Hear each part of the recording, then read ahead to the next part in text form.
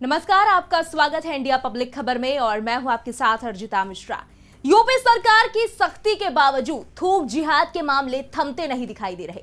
कभी रोटी में थूक लगाकर बेचना तो कभी जूस में यूरिन मिलाकर लोगों को पिलाना और जनता के विश्वास और सेहत के साथ घिनौनेपन और नीचता की सारी हदें पार करके खिलवाड़ करने वाले लोगों के न जाने कितने वीडियो आए दिन आपको भी देखने को मिलते रहे होंगे।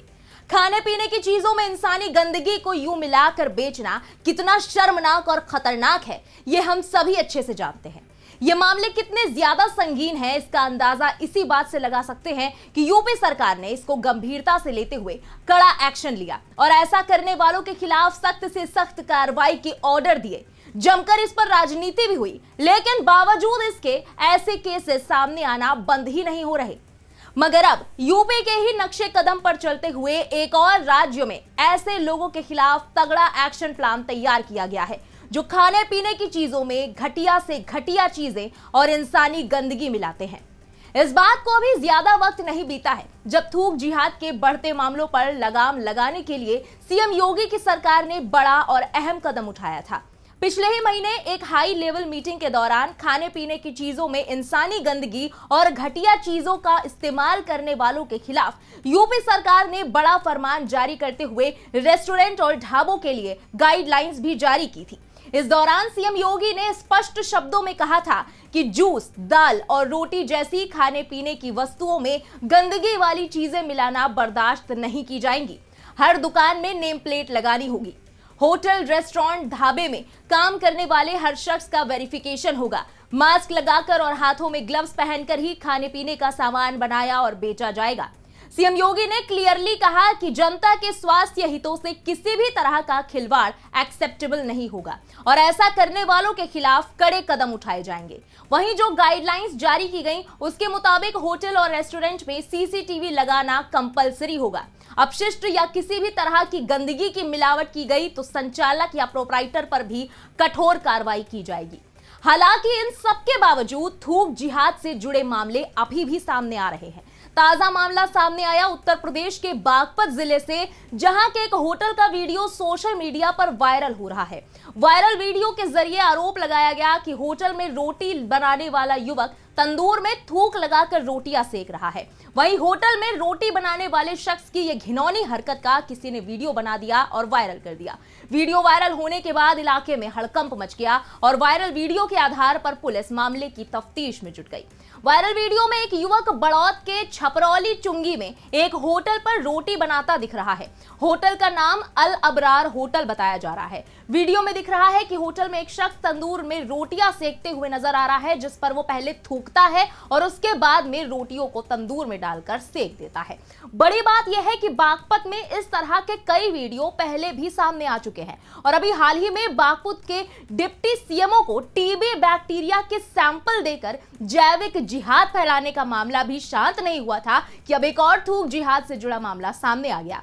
दूसरी तरफ यूपी से सटे उत्तराखंड में भी खाने पीने की चीजों में गंदगी मिलाए जाने के मामले इस बीच तेजी से सामने आ रहे हैं। हाल ही में देहरादून जिले के मसूरी क्षेत्र से चाय के बर्तन में थूकने का वीडियो सामने आया था, जिसका पुलिस ने संज्ञान लिया और कार्रवाई करते हुए 2 लोगों को गिरफ्तार भी किया।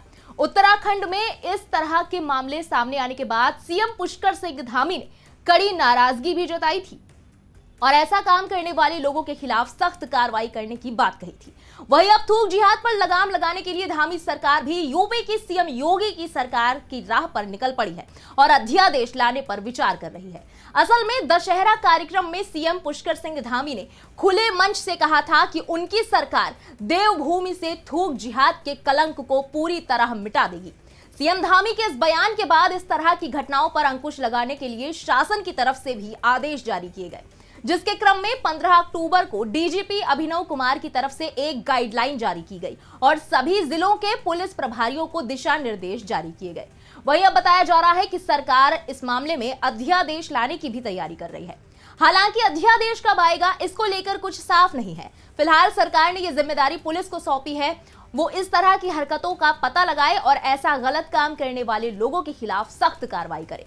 यही वजह है कि डीजीपी की तरफ से जिले के पुलिस प्रभारियों को जो दिशा निर्देश जारी किए गए हैं उसमें साफ किया गया है कि होटल और ढाबों के किचन में सीसीटीवी कैमरे लगवाए जाएं।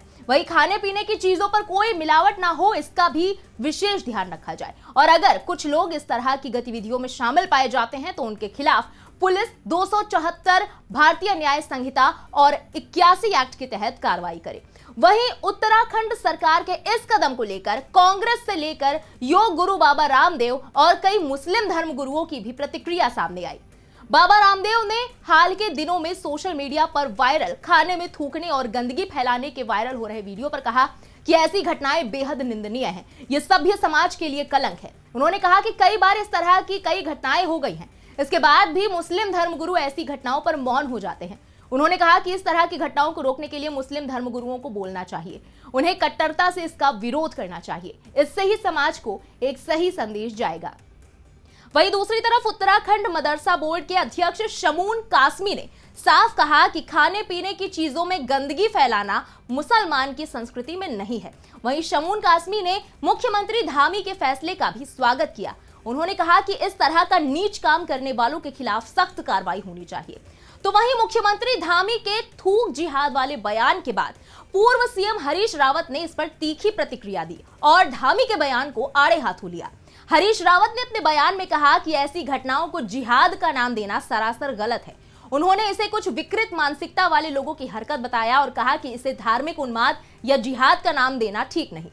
रावत ने कहा कि रोटी या चाय पर थूकने जैसी हरकतें जिहाद नहीं है, यह मानसिक विकृति है। ऐसे लोग पागल हैं जिन्हें मानसिक उपचार की जरूरत है। इन्हें किसी तरह के धार्मिक उन्माद या जिहाद से जोड़ना अनुचित है। हरीश रावत ने कहा कि इस तरह के लोग समाज के लिए घृणित हैं और उन्हें जेल में डालकर कड़ी सजा दी जानी चाहिए।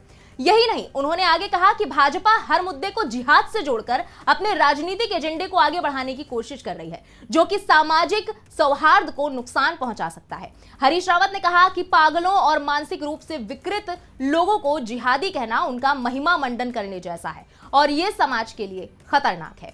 गौर करने वाली बात है कि खाने पीने की चीजों में थूकने और फर्जी नाम से बेचने वालों पर सीएम योगी की सरकार भी अब पुख्ता तौर पर नकेल कसने जा रही है।